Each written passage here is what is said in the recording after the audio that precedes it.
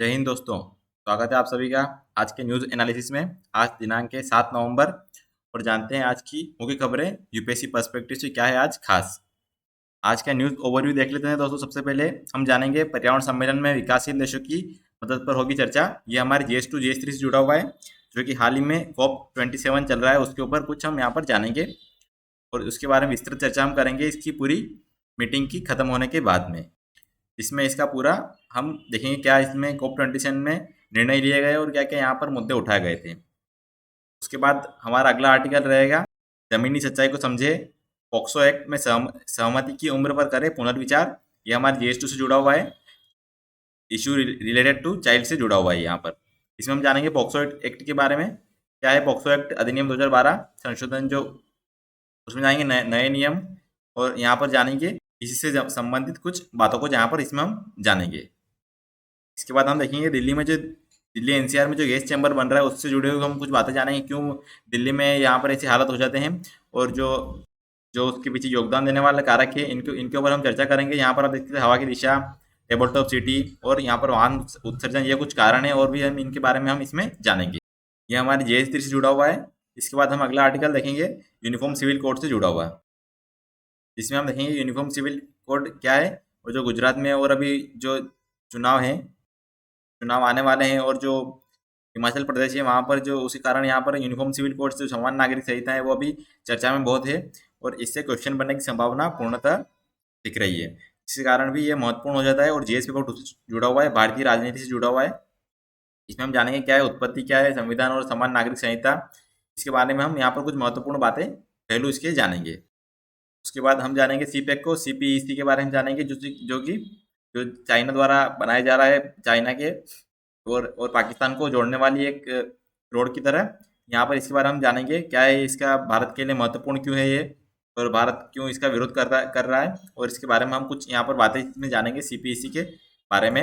CPEC का विरोध करने का कारण क्या है और CPEC की स्थिति क्या है इसके बारे में जानेंगे। इसके बारे में जानेंगे और ये हमारे GS पेपर 2 से जुड़ा हुआ है, इंटरनेशनल रिलेशन से। उसके बाद हम अगला आर्टिकल देखेंगे तंजानिया में विक्टोरिया झील में गिरा विमान। यहाँ पर मैप भी एग्जाम की दृष्टि से महत्वपूर्ण हो जाते हैं दोस्तों, जो कि ज्योग्राफी में इसमें क्वेश्चन पूछे जा सकते हैं मैप से, तो इसलिए और प्रीलिम्स के लिए भी और वन डे एग्जाम में भी मैप में जो है क्वेश्चन आपसे जो ज्योग्राफिक लोकेशन से क्वेश्चन पूछे जा सकते हैं, इसलिए भी ये महत्वपूर्ण हो जाते हैं। तो हम देखेंगे आज तंजानिया का मैप, इसके बारे में हम चर्चा करेंगे तंजानिया के बारे में।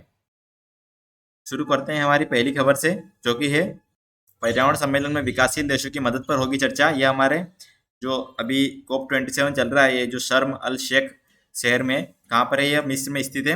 यहाँ पर जो COP27 चल रहा है, संयुक्त राष्ट्र के बैनर तले जो आयोजित पर्यावरण सम्मेलन है, उसमें विकासशील देशों को दी जाने वाली सहायता पर चर्चा पहली बार मुख्य मुद्दों वाली कार्यसूची में शामिल की गई। यहाँ पर यह महत्वपूर्ण हो जाता है कि जो विकासशील देशों को जो सहायता देंगे विकसित देश, उस पर यहाँ पर इसको एक मुख्य मुद्दे के रूप में शामिल किया गया है।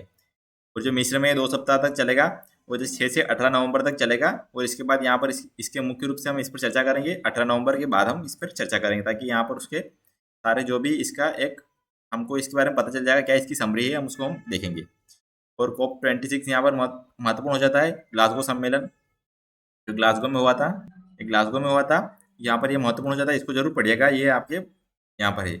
मिस्र में देख सकते हैं आप शर्म अल शेख में रविवार को जो संयुक्त राष्ट्र जलवायु परिवर्तन सम्मेलन हुआ COP27, इसका शुभारंभ हुआ है और अवसर पर संबोधित करते COP27 के अध्यक्ष सामेही शोकरी, यहाँ पर यह महत्वपूर्ण हो जाते हैं, सामेही शोकरी जो कि इसके अध्यक्ष है COP27 के। तो इसको वन डे एग्जाम के लिए यह महत्वपूर्ण हो जाता है, जिसकी भी एग्जाम हाल में होगी उसमें पूछा जा सकता है, इसलिए इसको अवश्य याद रखिएगा।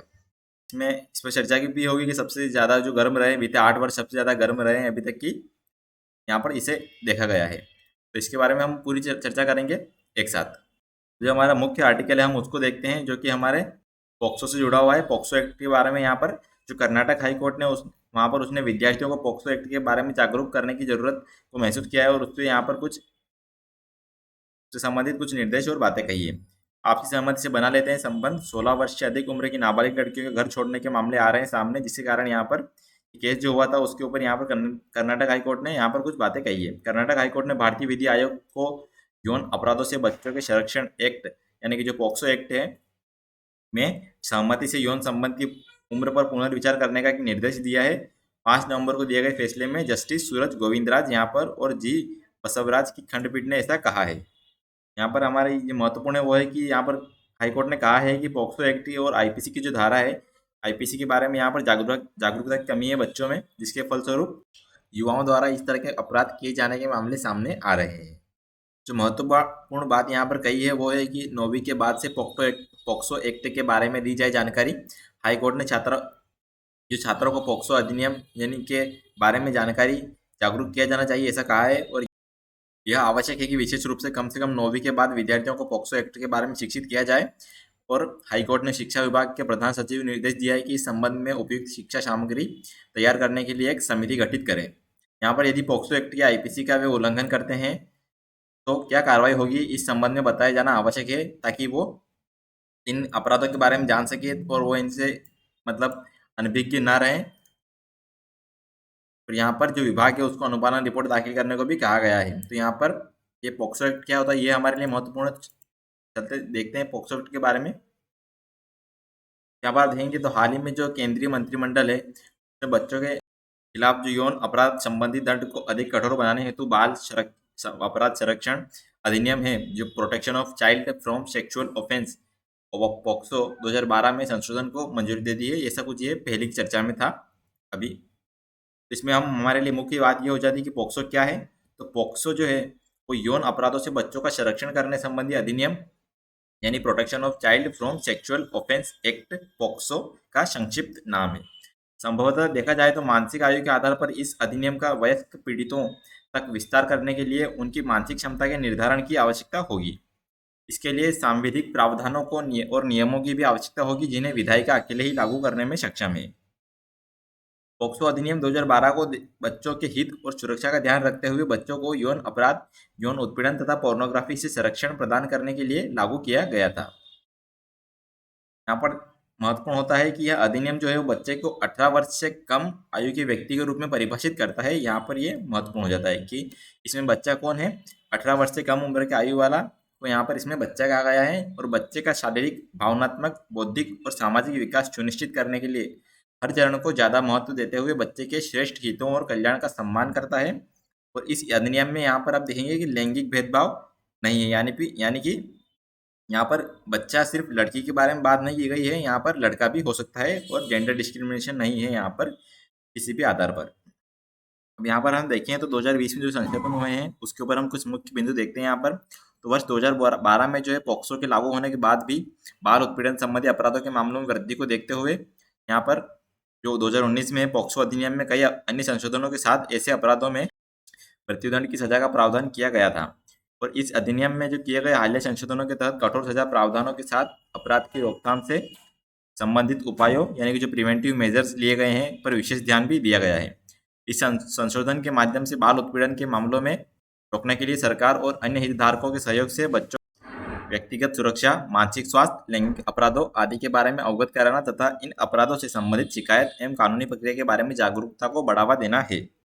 अश्लील सामग्री की रिपोर्टिंग। तो इस संशोधन में चाइल्ड पोर्नोग्राफी से जुड़े प्रावधानों को भी कठोर किया गया है।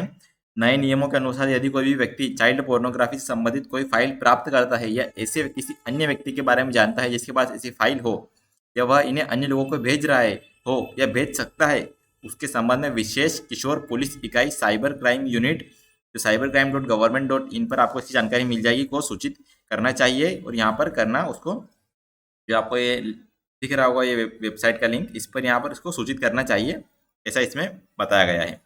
नियम के अनुसार अगर ऐसे मामलों में जिस उपकरण, मोबाइल, कंप्यूटर आदि में पोर्नोग्राफिक फाइल रखी हो, जिस उपकरण से प्राप्त की गई हो और जिस ऑनलाइन प्लेटफॉर्म पर प्रदर्शित की गई हो, सबकी विस्तृत जानकारी दी जाएगी। बाल संरक्षण नीति को देखें तो यहाँ पर नए नियमों के तहत राज्य सरकारों को बाल उत्पीड़न के खिलाफ शून्य सहिष्णुता के सिद्धांत पर आधारित एक बाल संरक्षण नीति तैयार करने के निर्देश भी दिए गए हैं। इसके तहत राज्य के ऐसे सभी संस्थानों, संगठनों या अन्य कोई भी एजेंसी को जो बच्चों के साथ काम करती हो उनके द्वारा सरकार की इन नीतियों का अनुसरण किया जाएगा, यहाँ पर ये सुनिश्चित किया जाना कहा गया है। अब यहाँ पर देखा जाए तो भारत में और जो दुनिया में यहाँ पर चाइल्ड या बालक को लेकर विभिन्न कानून हैं और उनके तहत यहाँ पर बच्चों की अलग अलग आयु निर्धारित की गई है। तो इसमें हम देखते हैं कि कौन से कानून के तहत किस उम्र के जो किशोर है या बालक, बच्चा है या व्यक्ति है, उसको यहाँ पर एक जो चाइल्ड या बालक की दर्जा दिया गया है। तो पॉक्सो में जो उम्र है वो बालक मानने की वो है 18 वर्ष से कम की उम्र को यहाँ पर चाइल्ड माना जाएगा, बालक माना जाएगा। बाल मजदूर जो निषेध एवं विनियम अधिनियम है 1986 का, यहाँ पर 14 वर्ष से कम उम्र के जो बच्चा है उसको यहाँ पर बालक माना जाएगा। किशोर न्याय बच्चों की देखभाल और संरक्षण अधिनियम वाला है जो 2015 वाला एक्ट, उसमें 14 वर्ष से कम उम्र के यहाँ पर बच्चे को बालक चाइल्ड के रूप में माना जाएगा। और जो कंपनी अधिनियम 1948 है उससे उसमें 15 से वर्ष से कम उम्र के बच्चों को यहाँ पर चाइल्ड बालक माना जाएगा। आयु की सहमति प्रदान करने पर वैश्विक कानून भी है। तो बहुत से देशों में अलग अलग उम्र यहाँ पर है। बहुत से देशों में 16 साल या उससे कम आयु वर्ग को चाइल्ड बालक की श्रेणी में रखा गया है। अमेरिका के बहुत से देश और यूरोप, जापान, कनाडा, ऑस्ट्रेलिया, चीन और रूस भी इसी श्रेणी में शामिल है, यानी कि यहाँ पर भी 16 वर्ष की उम्र यहाँ पर निर्धारित की गई है। यहाँ पर बाल यौन अपराध संरक्षण अधिनियम के माध्यम से जो पहली बार पेनिट्रेटिव सेक्सुअल असोल्ट, यौन हमला, सेक्सुअल असोल्ट और यौन उत्पीड़न जो सेक्सुअल हरासमेंट है वो यहाँ पर परिभाषित किया गया था इस अधिनियम के तहत में। और इस अधिनियम में जो अपराधों को ऐसी स्थितियों में अधिक गंभीर माना गया है यदि अपराध किसी प्रशासनिक अधिकारी, पुलिस, सेना आदि के द्वारा किया गया है तो इसे बहुत ही गंभीर के रूप में माना गया है। अधिनियम के तहत बच्चों से जुड़े यौन अपराध के मामलों में रोकथाम के साथ ऐसे मामलों में न्यायिक प्रक्रिया में हर स्तर पर विशेष सहयोग प्रदान करने की व्यवस्था भी की गई है। साथ ही इस अधिनियम में पीड़ित को चिकित्सीय सहायता और पुनर्वास के लिए मुआवजा प्रदान करने की व्यवस्था भी की गई है।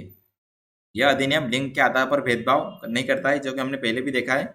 और वर्ष 2019 में जो यौन अपराधों से बच्चों का संरक्षण संशोधन हुआ था, इसमें विधेयक में 2019 के माध्यम से गंभीर पेनिट्रेटिव यौन प्रताड़ना यानी कि एग्रेवेटेड पेनिट्रेटिव सेक्सुअल असोल्ट्स के मामले में मृत्युदंड का प्रावधान भी इसमें कर दिया गया था। तो इस प्रकार से हमने देखा, ये कुछ पॉक्सो के बारे में हमने जानकारी देखी और जो इसमें यहाँ पर संशोधन हुए थे उसके बारे में हमने देखा कि किस प्रकार से इसमें जो संशोधन हुआ था उसमें ये पेनिट्रेटिव सेक्सुअल असोल्ट के बारे में, सेक्सुअल असोल्ट और सेक्सुअल हरासमेंट को परिभाषित किया गया था।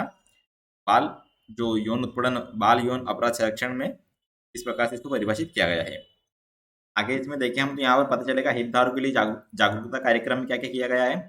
जो संशोधनों के अनुसार जो है अनुसार केंद्र और राज्य सरकारें नियमित रूप से समय समय पर बच्चों के साथ काम करने वाले सभी लोगों, शिक्षक, बस ड्राइवर, सहायक आदि, चाहे वो नियमित हो या अनुबंधित, को बाल सुरक्षा तथा संरक्षण के प्रति जागरूक करने एवं उन्हें उनकी जिम्मेदारी के प्रति शिक्षित करने के लिए प्रशिक्षण प्रदान करेगी। संशोधन में बाल उत्पीड़न के मामलों पर कार्य कर रहे पुलिस कर्मियों, फोरेंसिक विशेषज्ञों के लिए भी समय समय पर क्षमता विकास संबंधी अभिविन्यास तथा प्रशिक्षण कार्यक्रमों के आयोजन का भी सुझाव दिया गया है। संशोधनों के अनुसार ऐसा कोई भी संस्थान जहां बच्चे रहते हों या आते जाते हों, जैसे स्कूल, शिक्षुगृह, खेल अकादमी आदि, को अपने सभी कर्मचारियों के बारे में पुलिस सत्यापन और उनकी पृष्ठभूमि की जांच नियमित रूप से करनी होगी। मुआवजे में क्या कहा गया है, इसमें हम देखें तो नियम के अनुसार यौन उत्पीड़न के मामले में प्राथमिकी दर्ज होने के बाद विशेष अदालत मामले में किसी भी समय पीड़ित की अपील या अपने विवेक से पीड़ित को राहत पुनर्वास के लिए अंतरिम मुआवजे का आदेश दे सकती है। यानी कि यहाँ पर पीड़ित अपील कर सकता है और पीड़ित अपील ना करे तो अपने विवेक से भी यहाँ पर जो अदालत है वो राहत या पुनर्वास के लिए अंतरिम या मुआवजे का आदेश दे सकती है। ऐसे आदेश के पारित होने के 30 दिनों के अंदर राज्य सरकार द्वारा पीड़ित को मुआवजे का भुगतान किया जाएगा। ये यहाँ पर महत्वपूर्ण हो जाता है। ये सब आपको पॉइंट्स जो हैं ये आपको याद रहने चाहिए। उसके अलावा विशेष सहायता में देखें तो इस संशोधन के तहत बालक कल्याण समिति को यह अधिकार दिया गया है, इस समिति अपने विवेक के अनुसार भोजन, कपड़े, परिवहन या पीड़ित की अन्य आकस्मिक जरूरतों के लिए उसे विशेष सहायता प्रदान करने के लिए आदेश दे सकती है। यानी कि बालक कल्याण समिति भी यहाँ पर इसमें जो उसके सामान है उनको जो बेसिक जो उसकी जरूरत है उनको पूरा करने के लिए यहाँ पर आदेश दे सकती है। इस तरह की आकस्मिक राशि का भुगतान आदेश की प्राप्ति के 1 सप्ताह के अंदर पीड़ित को किया जाएगा। यहाँ पर ऐसा प्रावधान किया गया है। बाल यौन अपराध संरक्षण अधिनियम 2020 में देश भर में 9 मार्च 2020 से लागू हो गया है। ये था इसके संशोधनों के बारे में और जो है पॉक्सो के बारे में हमने यहाँ पर चर्चा की थी। अब बढ़ते हैं हमारे अगले आर्टिकल की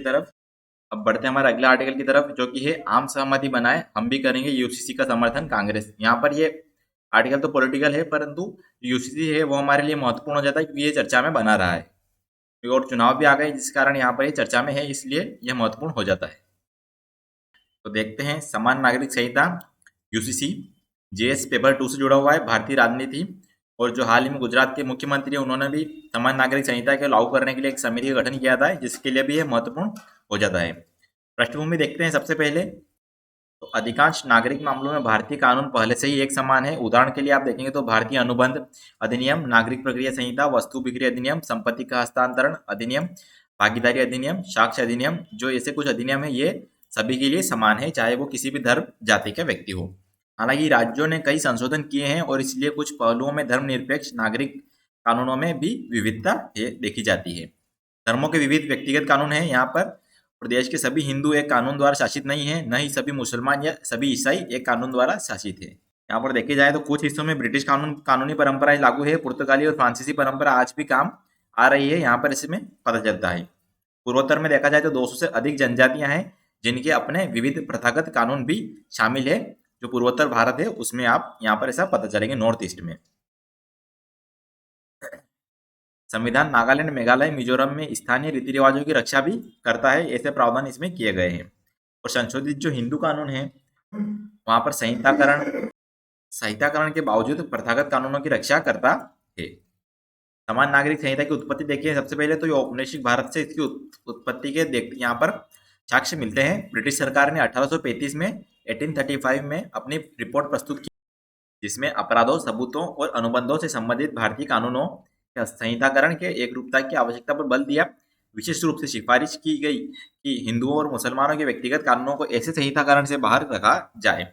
1941 में हिंदू कानून को संहिताबद्ध करने के लिए BN राव समिति बनी गई।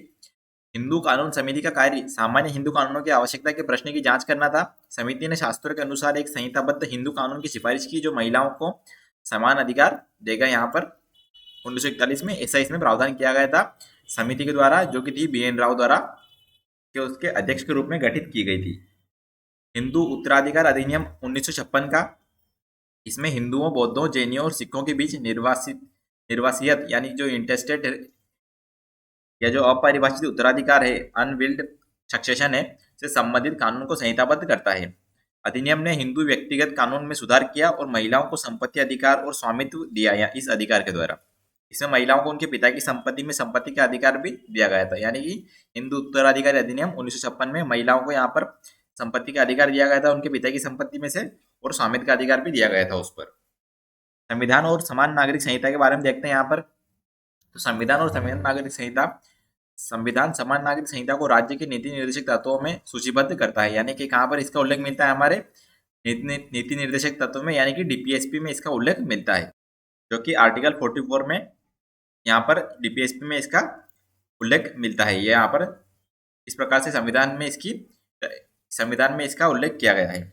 और जो इसे एक वांछनीय उद्देश्य भी बनाता है सरकार के लिए, देश के लिए, लेकिन इसे न्यायालय द्वारा लागू नहीं करवाया जा सकता। यानी कि न्यायालय इसको लागू नहीं कर सकता आदेश के द्वारा, परंतु सरकार को इसमें सरकार का एक उद्देश्य के रूप में इसको बताया गया है। अनुच्छेद 44 आर्टिकल 44 देखते हैं तो राज्य सरकार के पूरे क्षेत्र में नागरिकों के लिए एक समान नागरिक संहिता को सुरक्षित करने का प्रयास करेगा। यानी कि राज्य भारत के पूरे क्षेत्र में यूनिफॉर्म सिविल कोड को लागू करने का और सुरक्षित करने का प्रयास करेगा। समान नागरिक संहिता का उद्देश्य क्या है, इसको जानते हैं। इसका उद्देश्य महिलाओं और धार्मिक अल्पसंख्यकों सहित अंबेडकर द्वारा परिकल्पित कमजोर वर्गों को सुरक्षा प्रदान करना है। साथ ही एकता के माध्यम से राष्ट्रवादी उत्साह को बढ़ावा देना भी इसका उद्देश्य है। यह उन कानूनों को सरल बनाने के लिए काम करेगा जो वर्तमान में धार्मिक मान्यताओं जैसे हिंदू कोड बिल, शरीयत कानून और अन्य के आधार पर अलग अलग हैं। ये विवाह, विरासत, उत्तराधिकार, गोद लेने के जटिल कानूनों को सभी के लिए एक बना देगा। और समान नागरिक कानून सभी नागरिकों पर लागू होगा, चाहे उनका धर्म कुछ भी हो। तो इसमें जो अभी अलग अलग कानून हैं उनमें से ऐसे कानूनों को एक बना देगा जो सभी के लिए एक होंगे, चाहे उनका धर्म, जाति, उनका जेंडर है वो चाहे कुछ भी हो, वो उस कानून सभी के लिए समान होंगे। इस प्रकार के कानूनों का उल्लेख इसमें किया गया है, जिसमें विवाह, विरासत, उत्तराधिकार, गोद लेने कानूनों को सरल बनाकर सभी के लिए एक समान बनाना। समान नागरिक संहिता पर सुप्रीम कोर्ट के जो फैसले हैं उनको देखते हैं तो 1985 में शाहबानो केस हुआ था। यहाँ पर एक केस महत्वपूर्ण हो जाते हैं। शाहबानो केस में देश के लिए एक समान नागरिक संहिता तैयार करने के लिए किसी भी आधिकारिक गतिविधि का कोई सबूत नहीं है। एक समान नागरिक संहिता परस्पर विरोधी विचारधारा वाले कानूनों के प्रति असमान निष्ठाओं को हटाकर राष्ट्रीय एकता के उद्देश्य में मदद करेगी, ऐसा कहा गया था। सरल मुद्गल मामला 1995 का 1995 का न्यायालय ने एक समान नागरिक संहिता बनाने के लिए संसद की आवश्यकता को दोहराया, जो वैचारिक अंतर्विरोधों को दूर करके राष्ट्रीय एकता के उद्देश्य में मदद करेगी, ऐसा इसमें कहा गया। यहाँ पर भी इसने इस मामले में सुप्रीम कोर्ट ने, यहाँ न्यायालय ने यहाँ पर इसकी जो है वो जो इसकी महत्वता है उसको बताया, और संसद को इसके लिए मतलब यहाँ पर कुछ आवश्यकता का मतलब या आवश्यकता को दोहराया इस पर। जॉन वॉलमट्टम और अन्य बनाम भारत संघ 2003। यह माना गया है कि एक सभ्य समाज में धार्मिक और व्यक्तिगत कानून के बीच कोई आवश्यक संबंध नहीं है, यानी कि सभ्य समाज को यहाँ पर इसमें कोर्ट द्वारा कहा गया है कि धार्मिक और जो व्यक्तिगत कानून है उनके बीच में कोई आवश्यक संबंध नहीं है। विवाह जैसे धर्मनिरपेक्ष चरित्र के मामलों को अनुच्छेद 25 और 26 के तहत निहित गारंटी के भीतर नहीं लाया जा सकता है, ऐसा यहाँ पर कोर्ट द्वारा, न्यायालय द्वारा कहा गया था। आगे देखते हैं तो समान नागरिक संहिता पर विधि आयोग का क्या है। तो परिवार कानून में सुधार जो 2018 है उस पर विधि आयोग की रिपोर्ट में कहा गया है कि एक समान नागरिक संहिता इस स्तर पर न तो आवश्यक है और न ही वांछनीय है। यह आग्रह किया जाता है कि विधायिका को पहले समुदायों के बीच समानता की बजाय पुरुषों और महिलाओं के बीच समुदायों के बीच समानता की गारंटी पर विचार करना चाहिए, यानी कि यहाँ पर इसमें कहा गया है कि पहले जो है समुदाय की समानता के स्थान पर पुरुषों और महिलाओं के बीच जो समुदाय हैं उनमें समानता की गारंटी पर विचार करना चाहिए, उसके बाद इस पर आगे बढ़ना चाहिए। इस तरह व्यक्तिगत कानूनों के भीतर कुछ अंतर जो सार्थक हैं संरक्षित किए जा सकते हैं और असमानता को पूर्ण एकरूपता के बिना जितना संभव हो उतना दूर किया जा सकता है। तो यहाँ पर हमने देखा किस प्रकार से जो हमारा विधि आयोग उसका क्या कहना है इस पर, और जो सुप्रीम कोर्ट है उसके जो फैसले हैं उन पर उसके द्वारा उसने इस पर क्या कहा है हमारे समान नागरिक संहिता पर, और समान नागरिक संहिता को हमने जाना। अब हम देखते हैं इसका निष्कर्ष। अकादमिक, संवैधानिक विशेषज्ञों, धार्मिक और राजनीतिक नेतृत्व सहित सभी हितधारकों को शामिल करते हुए एक गहन अध्ययन और व्यापक परामर्श होना चाहिए, और यह बेहतर फॉर्मुलेशन और अधिक स्वीकार्यता सुनिश्चित करेगा। यानी कि फॉर्मुलेशन अगर समान नागरिक संहिता होती है तो सभी इसको मानते हैं, और जो धार्मिक व्यक्ति हैं, राजनीतिक व्यक्ति हैं, नेतृत्व करने वाले संवैधानिक विशेषज्ञ हैं, उनको सभी पर इस पर गहन अध्ययन और व्यापक परामर्श की आवश्यकता है, और फिर इसको लागू करना चाहिए या फिर इस पर कोई भी बात आगे बढ़ानी चाहिए, और इससे स्वीकार्यता बढ़ेगी और फॉर्मुलेशन में इसमें मदद होगी। इस प्रकार ये था हमारा यूनिफॉर्म सिविल कोड।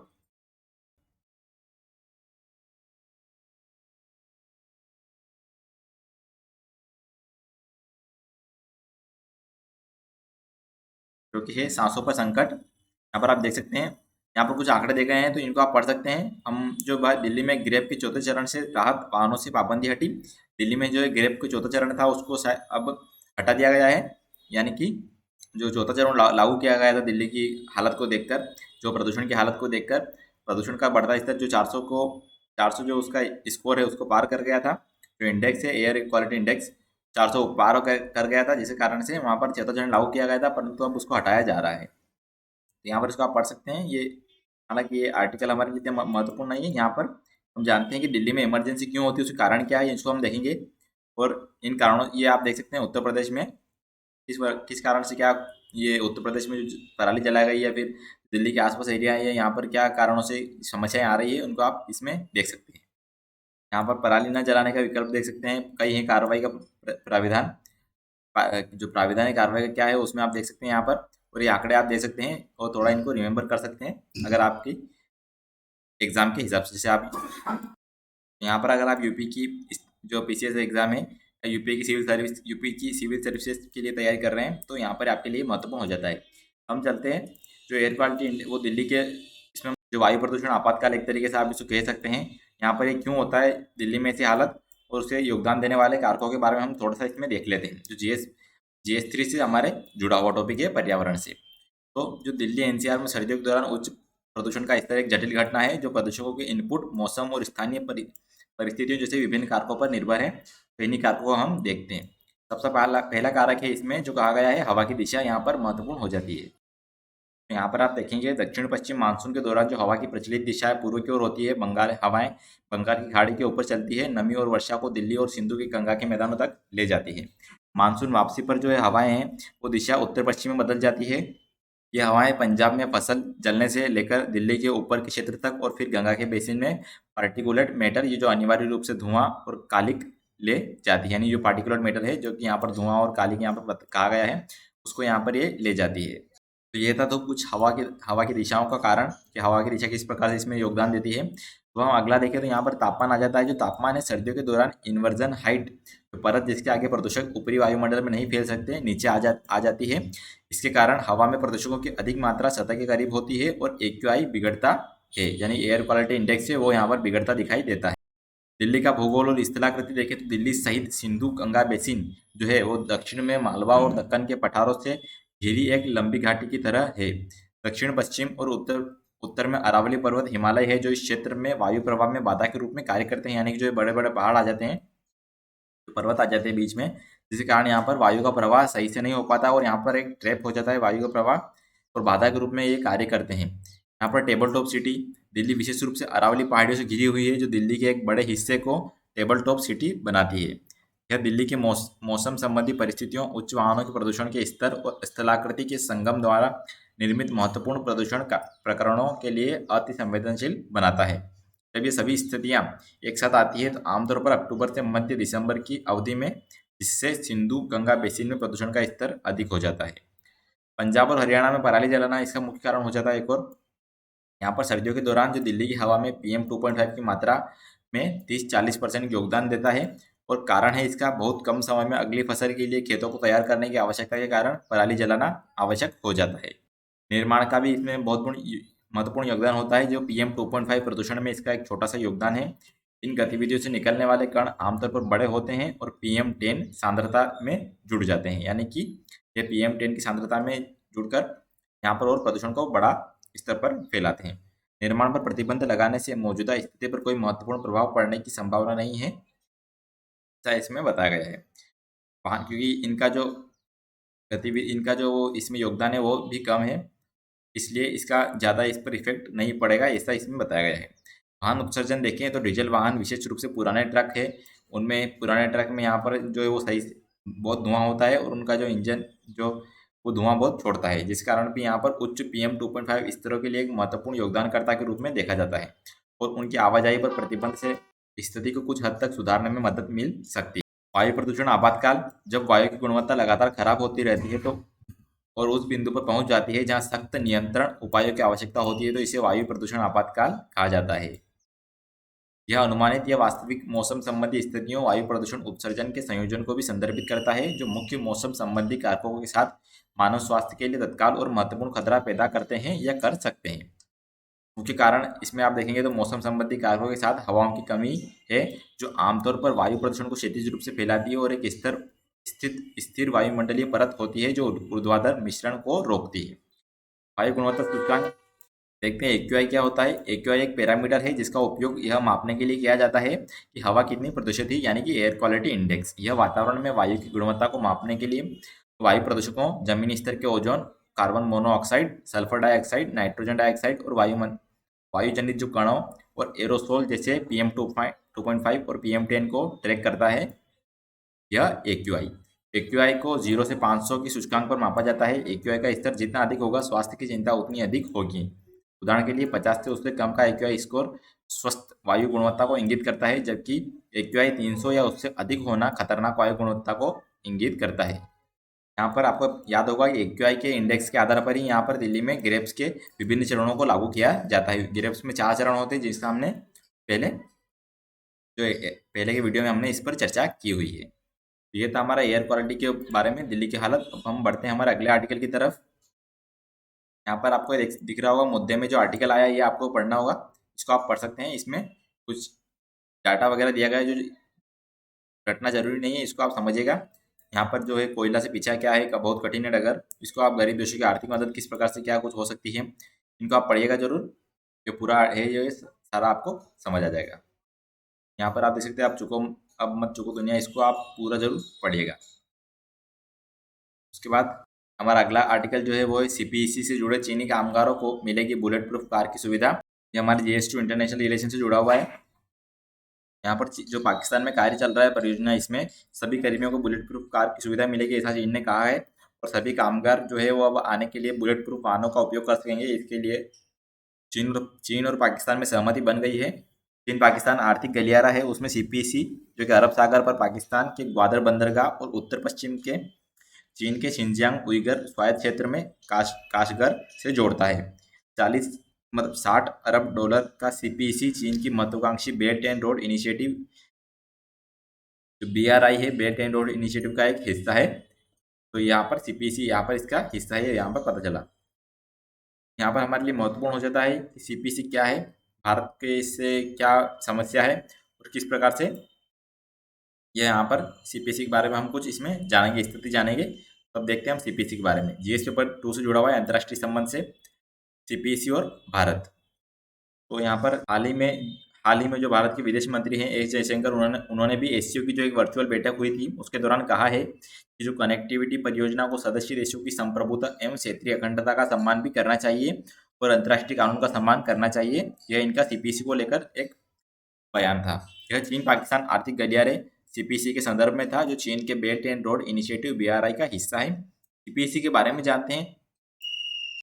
यह चीन के काशगर से शुरू होकर, यानी कि आप देख सकते हैं यहाँ पर चीन का एक काशगर आपको मैप में दिख रहा होगा। यहाँ पर ये काशगर, यहाँ पर ये भारत का हिस्सा यहाँ पर आप दिख रहा होगा यहाँ पर। और उसके ऊपर यहाँ पर ये चीनी एरिया आ जाता है, यहाँ पर तिब्बत, और फिर ऊपर चीन जो है आ जाता है। यहाँ पर चीन का जो काशगर है यहाँ पर, यहाँ से शुरू होकर ये ग्वादर बंदरगाह तक एक महत्वाकांक्षी संपर्क परियोजना है। यानी कि ये देख सकते हैं आप यहाँ पर एक काशगर से होते हुए ये लाइन आप दिख रही होगी यहाँ पर, जो कि आप यहाँ देख सकते हैं। ये आप देख सकते हैं यहाँ पर काशगर से होते हुए यहाँ पर ये जो रेड कलर की लाइन आप दिख रही होगी यहाँ पर, ये ओरिजिनल लाइन इसको कहा गया है, ये इसका ओरिजिनल रूट होगा। परंतु अगर यहाँ पर समस्याएं आती है तो यहाँ पर इसका जो अल्टरनेटिव रूट है उसको बताया गया है। जो प्रपोज्ड अल्टरनेटिव रूट कौन सा हो सकता है, आप यहाँ देख सकते हैं, जो बिल्कुल भारत की सीमाओं से लगता हुआ। यहाँ पर आप देख सकते हैं जो पाक पाक पाकिस्तान ऑक्यूपाइड कश्मीर है उसमें होता हुआ यहाँ पर ये कुछ इस प्रकार से यहाँ पर ये लाइन मुड़ती हुई जा रही है। यहाँ पर आप देख सकते हैं जो भारत की बिल्कुल सीमाओं के पास पास से होता हुआ जा रहा है। यहाँ पर यह भारत के लिए एक महत्वपूर्ण, यानी कि यहाँ पर ये एक चिंता का विषय बन जाता है। तो ये था सीपीसी का रूट, किस प्रकार से काशगर से होते हुए ग्वादर बंदरगाह जो पाकिस्तान का है, पाकिस्तान के अंदर जो पाकिस्तान में होते हुए यहाँ पर ये रास्ता जा रहा है। यहाँ पर सीपीसी में निवेश लगभग 50 बिलियन अमेरिकी डॉलर होने का अनुमान है। हालांकि अभी ये 60 बिलियन डॉलर का अनुमान भी हमने इसमें देखा कि 60 बिलियन डॉलर अमेरिकी डॉलर का इसमें अनुमान किया गया है, जिसमें ऊर्जा और बुनियादी ढांचा परियोजना का सबसे बड़ा हिस्सा होने का दावा है। यानी कि ऊर्जा और बुनियादी ढांचा परियोजना का सबसे बड़ा हिस्सा है इसमें शामिल। सीपीसी गिलगित और बाल्टिस्तान से होकर गुजरेगा, जो कि आप देख सकते हैं यहाँ पर गिलगित जो इसका मेन रूट है, जो कि ओरिजिनल रूट इसको बताया गया है, गिलगित और बाल्टिस्तान यहाँ से होकर गुजरेगा और जो जम्मू कश्मीर राज्य से संबंधित है। इसमें कई आधुनिक राजमार्ग और रेलवे परियोजनाएं शामिल है। पाकिस्तान के राष्ट्रीय राजमार्ग 35 है, काराकोरम राजमार्ग या चीन पाकिस्तान मैत्री राजमार्ग के पुनर्निर्माण और उन्नयन की योजना भी बनाई गई है इसके अंतर्गत। सीपीसी की स्थिति देखें दोस्तों, यहाँ पर बुनियादी ढांचा परियोजना जो है वो है, प्रमुख ऊर्जा परियोजनाएं पूरी कर ली गई है, कुछ सड़क परियोजनाओं को पूरा कर लिया गया है। विशेष आर्थिक क्षेत्र बहुत धीमी गति से आगे बढ़ रहा है। ग्वादर के आसपास की अधिकांश परियोजनाएं पूरी होने से कोसों दूर है, यानी कि अभी यहाँ पर कार्य नहीं किए गए हैं। यहाँ पर घरेलू विरोध देख सकते हैं। यहाँ पर सीपीसी में परिकल्पित विशेष आर्थिक क्षेत्रों को पाकिस्तानी व्यवसायों से बाधाओं का सामना करना पड़ा, जो चिंतित थे कि चीन विशेष लाभ दिया जाएगा और घरेलू फर्मों को नुकसान पहुंचाएगा। यानी पाकिस्तान में भी इसका विरोध हुआ है। भूमि आवंटन के मुद्दों पर यहाँ पर विरोध हो रहा था इसका। पाकिस्तानी पक्ष से वित्तीय योगदान और परियोजनाओं में योगदान करने की उनकी क्षमता पर चिंता व्यक्त की गई है। कुछ बड़ी परियोजनाओं जैसे कि हाइड्रो इलेक्ट्रिक बांध और रेलवे की आर्थिक व्यवहारिता के बारे में अनिश्चितता यहाँ पर इसमें जान पड़ती है। सीपीसी का विरोध करने का कारण क्या है, तो भारत के क्षेत्रीय दावों का उल्लंघन कर रहा है। 1994 में जो भारत की संसद ने सर्वसम्मति से संकल्प लिया था कि जम्मू और कश्मीर को और लद्दाख के पूरे केंद्र शासित प्रदेश भारत का अभिन्न अंग रहे हैं और रहेंगे। तो इस प्रकार से चाहे वो पाकिस्तान के कब्जे में हो और चीन के कब्जे में हो, परंतु भारत उनको अपना अभिन्न अंग मानता है और वो भारत के हिस्से रहेंगे, यहाँ पर कहा गया था। तो इस प्रकार से ये क्षेत्रीय दावों का उल्लंघन करता है। अंतर्राष्ट्रीय मानदंडों के खिलाफ भी है। सीपीसी पीओके यानी पाकिस्तान अधिकृत कश्मीर से होकर गुजरता है, जो विवादित है क्योंकि पाकिस्तान और भारत दोनों इस पर अपना दावा कर रहे हैं, पर एक विवादित भूमि में बड़ा बुनियादी ढांचा अंतर्राष्ट्रीय मानदंडों के अनुसार उचित नहीं है। विभिन्न निर्णयों में विकसित कुछ अंतर्राष्ट्रीय नियमों और परंपराओं के अनुसार यदि किसी देश ने किसी विवादित क्षेत्र में भारी निवेश किया है तो उस क्षेत्र के स्वामित्व का निर्णय करने के मामले में निर्णय उस देश के पक्ष में दिया जाता है जिसने उस क्षेत्र में अधिक निवेश किया है। और इसीलिए यदि भारत और पाकिस्तान कभी भी पीओके मामले को किसी अंतर्राष्ट्रीय न्यायालय में ले जाते हैं तो पाकिस्तान का पलड़ा यहाँ पर भारी होगा, क्योंकि उसका निवेश यहाँ पर ज़्यादा है। द्विपक्षीय मुद्दा देखा जाए दोस्तों, तो विवादित क्षेत्र में जो वित्त पोषण करके चीन को भारत पाकिस्तान पीओके विवाद में तीसरे पक्ष के रूप में देखा जाएगा। जबकि आप देखेंगे यहाँ पर तो भारत ने हमेशा यही सुनिश्चित किया है कि भारत पाकिस्तान में जो मुद्दा है उसको द्विपक्षीय रूप से हल किया जाए। सीपीसी पर सहयोग से चीन पाकिस्तान के संबंधों को में और मजबूत होने की उम्मीद है, जिससे भारत में चिंता बढ़ रही है यहाँ पर। ऐसा ये चिंता भी यहाँ पर दिख सकती है आपको, क्योंकि यहाँ पर सीपीसी के कारण चीन और पाकिस्तान के संबंधों में और मजबूती आने की आशंका है। सुरक्षा खतरा भी है। चीन की फंडिंग और इन बंदरगाहों के निर्माण उन्नयन का उद्देश्य नौसैनिक सुविधाओं तक पहुंच हासिल करना है, और इससे चीन को हिंद महासागर तक स्थायी है पहुंच मिलेगी, और जिसके माध्यम से फारस की खाड़ी से चीन के तेल आयात के लिए महत्वपूर्ण शिपिंग मार्ग चलते हैं। ग्वादर बंदरगाह को इस स्ट्रिंग में सबसे पश्चिमी मोती कहा जाता है। हॉर्मुज जलडमरू मध्य के मुहाने के पास इसका रणनीतिक स्थान भारत के लिए चिंता का विषय भी है, और चीन का यहाँ से सीधा संबंध जो कि हॉर्मुज जलडमरू के मध्य के पास भी आ जाता है, हॉर्मुज की जल संधि के पास आ जाता है। इस कारण भी यहाँ पर एक भारत के लिए चिंता का विषय बन जाता है, क्योंकि भारत का 63% तेल आयात है वो इसी जलमार्ग से होता है। और भारत के साथ सैन्य टकराव की स्थिति में यदि चीन भारत पाकिस्तान युद्ध में इस्लामाबाद की सहायता के लिए आने का फैसला करता है तो सीपीसी के बुनियादी ढांचे से भारत के पश्चिमी मोर्चे पर चीनी सैनिकों की तेजी से तैनाती की सुविधा होगी, यानी कि यहाँ पर जो युद्ध की स्थिति में भी यहाँ पर यह भारत के लिए खतरनाक साबित होगा। यहाँ पर वन बेल्ट वन रोड जो इनिशिएटिव सीपीसी का एक जो तरीके से इसी में जुड़ा हुआ है, वन बेल्ट OBOR है।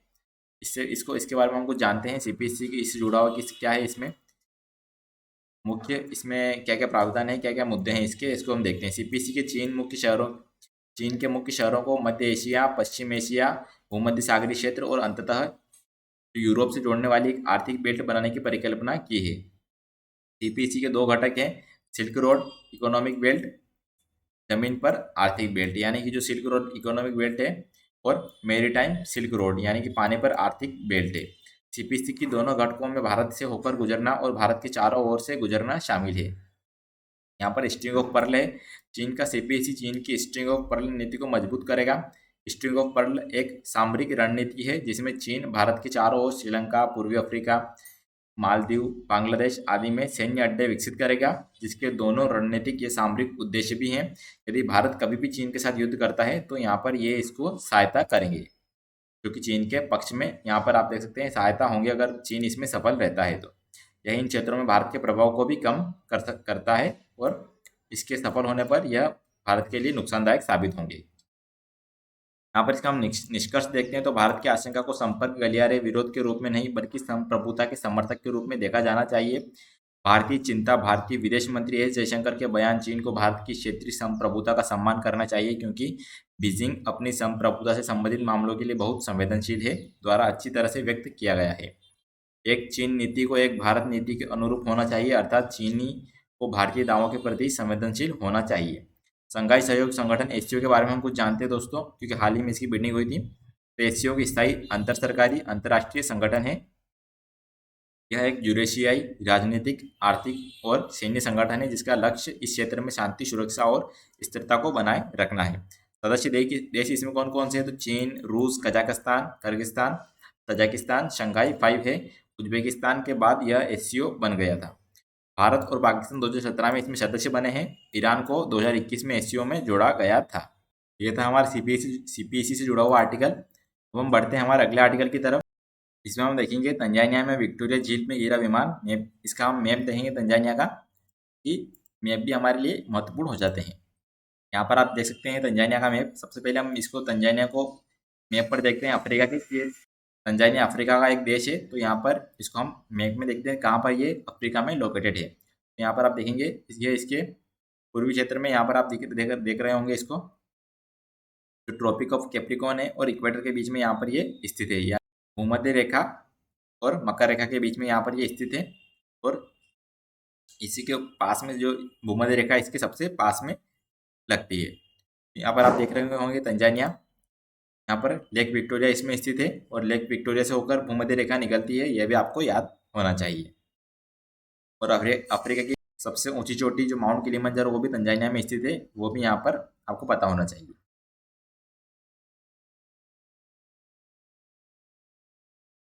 देखते हैं हम दोस्तों तंजानिया के मैप में, तो आप यहाँ पर देख रहे होंगे ये तंजानिया की राजधानी कौन सी है उसको आपको पता होना चाहिए, डोडोमा।